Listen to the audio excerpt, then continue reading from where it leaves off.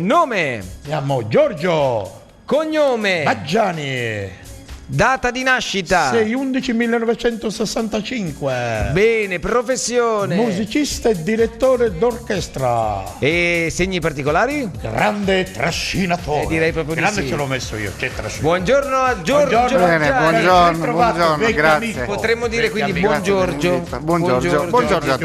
Buongiorno. Anche elegante, giovane, bello. Grazie. Allora, Grazie per il giovane. No, vabbè, diciamo che 65. Giorgio ha una grandissima responsabilità, quella in qualche modo di rappresentare la musica di spessore di un certo tipo, e anche un sacco di allievi che in strada, attraverso ovviamente la passione per i vari strumenti a fiato, probabilmente la tromba, probabilmente ancora di più, visto che è lo strumento sul quale ha studiato, preso premi, ha girato il mondo, in Francia particolarmente per tanti anni, dove hai seguito anche corsi ulteriori di approfondimento, dove sei stato chiamato. Insomma, potrei stare qua a dire tanto, però è un poi, talento, è un talento. nonostante le sue ensemble e i suoi concerti in giro per il mondo, l'orchestra della Rai, è stato rapito anche lui proprio dal mal di Sardegna, quindi alla fine è rimasto sempre qua, cioè da qui partivi ma da qui tornavi. Esatto, sì. Ma brevissimamente, intanto vi ringrazio dell'invito. È un piacere. Saluto tutti i nostri radio teleascoltatori e vi faccio un grandissimo in bocca al lupo e complimenti per questa trasmissione, Grazie. che so dai miei allievi che è seguitissima, quindi Grazie. anche per i ragazzi. Contenti. Grazie ragazzi. Allora, Sì, io ho iniziato a suonare la tromba quando ero in prima media, poi mi sono diplomato al Conservatorio di Cagliari, dopodiché ho iniziato tutta una serie di studi di perfezionamento che mi hanno portato a stare prima in Francia tanti anni col grande maestro Pierre Thibault, per poi approdare con l'orchestra da camera di Padova e del Veneto, con la quale ho girato praticamente il mondo. Dopodiché ho vinto il concorso a cattedre nei conservatori, attualmente insegno dall'89 al Conservatorio di Cagliari e ho deciso di tornare in Sardegna. La musica per i ragazzi ovviamente è molto importante, è una delle, due cose forse più importanti nella formazione di un ragazzo, quindi la musica, lo sport, la cultura in generale, quindi passare anche da un intrattenimento di tipo virtuale a un intrattenimento di tipo reale. E in tutti questi anni ho la soddisfazione di aver diplomato tantissimi ragazzi, e la grande Compreso anche mio nipote. compreso anche tuo nipote, e tantissimi di questi oggi lavorano, sono prime trombe nelle orchestre nazionali più importanti, insomma, e quindi veramente un bel risultato. Visto che mi dai la palla, me la passi, te la rimando e rispedisco con questa domanda. È sempre più complicato trovare lavoro nei grandi teatri, quindi le orchestre fanno sempre più fatica. Ne abbiamo un esempio qui in casa, cioè il teatro lirico, che comunque vive una stagione o più stagioni di grandi difficoltà. Anche in questo caso un musicista che si diploma e poi va a fare tutte le esperienze, come per esempio hai fatto tu, è forse più aiutato o facilitato nel perseguire l'idea di fare il musicista di una grande orchestra all'estero? Allora, diciamo questo, in musica esiste una legge che chi è bravo comunque lavora. Io sento, la qualità c'è sempre. L'accozzato che non sa suonare non esiste perché è come lo sport. È come lo sport. La qualità paga. Poi ci sono ovviamente, come dici tu, i periodi storici dove si affrontano magari le crisi. Oggi vediamo in Italia ovviamente una crisi che veramente sulla cultura, tra tagli, insomma, si sente un po'. Però devo dirti questo, che quando un ragazzo suona bene, poi oggi abbiamo la possibilità, giustamente come dicevi tu, con l'Unione Europea, di poter fare i concorsi in tutta Europa. Quando un ragazzo suona bene viene chiaramente preso dalle orchestre, viene apprezzato. Dopodiché ovviamente c'è anche l'inquadramento della società nel ruolo di musicista. Ad esempio la Germania, io sono stato parecchio tempo in Germania, ha una concezione del musicista che è molto avanti rispetto agli altri paesi come la Francia, proprio della funzione del musicista. Ad esempio i musicisti in Germania sono dottori in musica, quindi una prima tromba dei Berliner Philharmoniker ha un ruolo, diciamo, nella società che è paragonabile a quello che diamo noi forse con un notaio, quindi una persona importante. Ecco, c'è da dire questo, ovviamente i musicisti sono importanti e noi purtroppo, ahimè, quando ad esempio alcuni, la famosissima frase, no? Dice: che lavoro fai? Faccio il musicista. No, ma che lavoro fai? Sì, ma guarda, è tutta la vita che me lo dicono, quando dico faccio la radio e la televisione, quindi che lavoro fai? Però c'è da dire questo, che anche nel settore poi della musica leggera, così come nella musica classica, in Sardegna abbiamo veramente tantissimi talenti che lavorano. Quindi a mio avviso, se uno è veramente bravo, però bisogna avere le qualità, ovviamente, che richiedono tantissimo studio, tantissimo sacrificio, impegno, applicazione, alla fine però queste qualità vengono premiate. Allora, a proposito di qualità, abbiamo una prima clip che ti riguarda, con un grandissimo personaggio scomparso purtroppo qualche anno fa, il figlio, credo, di Benito Mussolini, Romano Mussolini, che era uno dei più grandi jazzisti, pianisti che abbiamo avuto in Italia, ma non solo, forse anche in Europa, nel mondo. Europa, anche nel mondo, direi. Sì. Vediamo questa clip.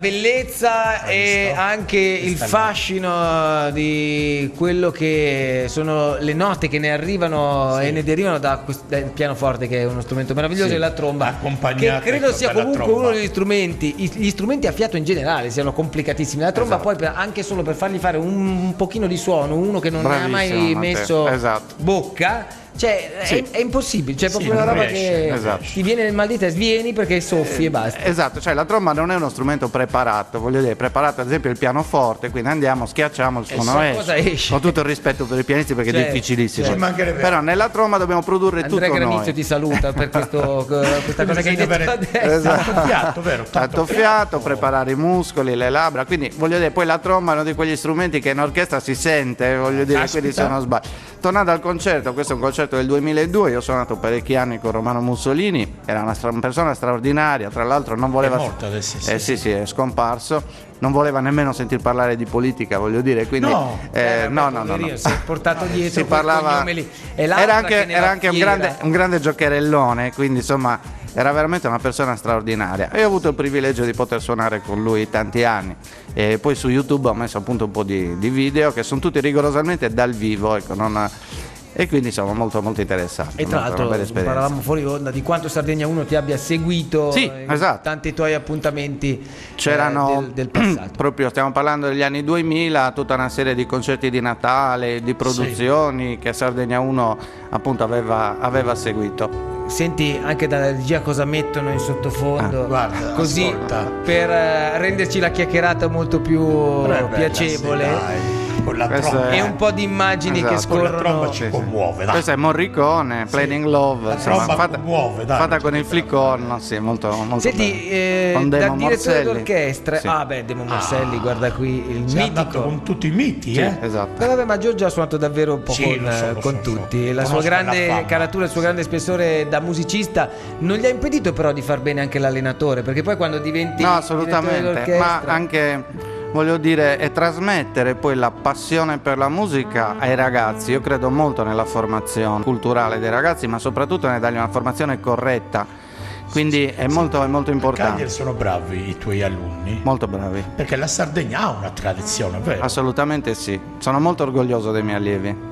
Esatto. Devo dire che è una bellissima classe, siamo più che altro una famiglia, una grande famiglia, ecco. Ma oltre agli allievi lui dirige delle orchestre di musicisti che io conosco a uno di persona, dove suona ovviamente anche Giorgio ogni tanto, oltre a dirigere, insomma, si mette in mezzo, da Daniele Russo ad Alessio Povolo, e tutta una serie di... sai, mi insegni che quando uno ha una grossa caratura culturale può andare dappertutto ed è in grado di interpretare. No, però era per sostanziare musicali quanto bravi musicisti ce ne siano in Sardegna, anche provenienti dalla scuola, dalla cultura dello studio dello spartito, perché è ovvio che uno dice suono, però un conto è suonare e avere la rock band, è un conto studiare. Assolutamente sì, diciamo che iniziano magari molti così per diletto, però poi quando devi passare allo step professionale ovviamente lo studio è assolutamente richiesto, ma per diventare un bravo musicista serve veramente tanto impegno.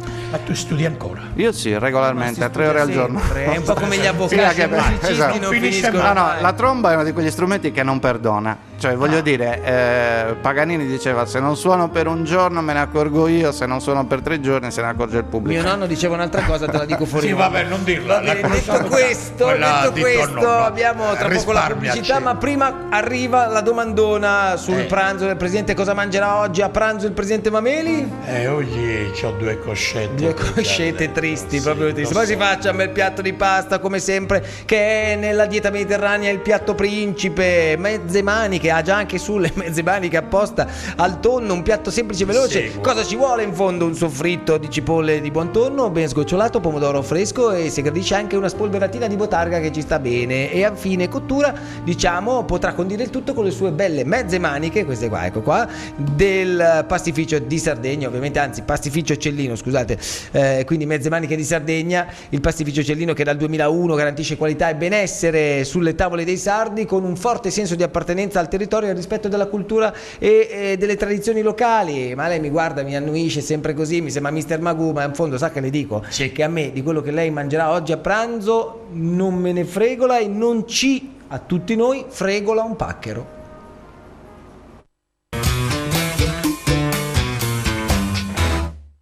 Vedi che meravigliosa troppi che vanno in Puglia, troppi vanno in Puglia. Venite in Sardegna, Paolo, in Sardegna. È vero che la Puglia è bella, però costa anche meno. La Sardegna è bellissima. La Sardegna è più bella, però costa di più, e quello è il problema. Però ci ha dato un buon la qualità paga. Anche da un punto di vista delle grandi manifestazioni e delle grandi orchestre che qui vengono poco, anche questo è un motivo, forse costa un po' il viaggio per venire in Sardegna. È penalizzato il mondo della musica d'orchestra sotto questo profilo? Abbastanza, certo, per chi organizza i concerti chiaramente la spesa dei biglietti di viaggio è una voce importante che a volte, voglio dire, costituisce un 20-30% del budget, quindi anche le grandi produzioni, insomma, far spostare scene, attrezzature. Sarebbe interessante appunto chiedere lo stato di insularità in maniera tale da poterci... Stiamo rivendicando da 20 anni, non abbiamo concluso nulla ancora. Assolutamente, quindi facciamo una trombata. Facciamo quello che ha detto il presidente Mameli, che almeno ci passa, ma lei la faccia veramente, che sono anni che non la fa. Prima o poi la farò. Bravissimo. E invece parliamo delle scuole civiche, la scuola civica di Budoni in questo caso. La scuola civica di musica di Budoni è una realtà molto bella in Gallura. Budoni è un comune straordinariamente interessante, sia anche dal punto di vista turistico che poi dal punto di vista culturale. Forse non tutti, bellissima, forse non tutti sanno che a Budoni c'è un teatro comunale che è intitolato Andrea Parodi, che è molto molto bello, dove appunto la scuola civica di musica fa le sue attività, quindi concerti, e voglio ricordare adesso il saggio previsto per la prima domenica di luglio. È una scuola che ha circa 600 allievi e accomuna un po' tutto il territorio della Gallura. Bene, queste sono le attività che fanno comunque il tessuto culturale della Sardegna. Bene. Bravo Giorgio. Invece tu, da un punto di vista musicale, stai suonando ancora? Sì, tanti progetti, tante cose, dei DVD soprattutto didattici sullo strumento, ma soprattutto anche cercare di far nascere nei ragazzi, anche i più piccoli, l'amore per la musica. Quindi è un progetto. Hai figli? Io figli, sì. La più piccola ha 10 anni. Ma già Maria Vittoria suona il violino, sì, le piace. Figlia d'arte. Tromba, violino. Le piace. No, per cortesia. Ma perché devi sempre... No, ma è lei che parla, io ascolto lei, scusi. Prego, violino in famiglia, strumenti. Sì. E quindi insomma, però per i bambini soprattutto l'inizio dello studio dello strumento musicale è molto importante perché è molto formativo, veramente molto formativo. La disciplina, come in tutte le cose, sport o musica, è la principale regola, cioè devi avere del metodo e devi osservare pedissequamente quel metodo se vuoi riuscire a ottenere. Ma più che disciplina, l'autodisciplina, quindi sapersi, esatto, così come lo sportivo, cioè i ragazzi che magari iniziano a fare calcio, anche a una certa età sanno che hanno gli orari per fare il loro allenamento. Summertime, the living is moving. Andiamo a vedere un pezzo, un'altra clip che è appunto legata a Summertime. Vediamo. Giorgio.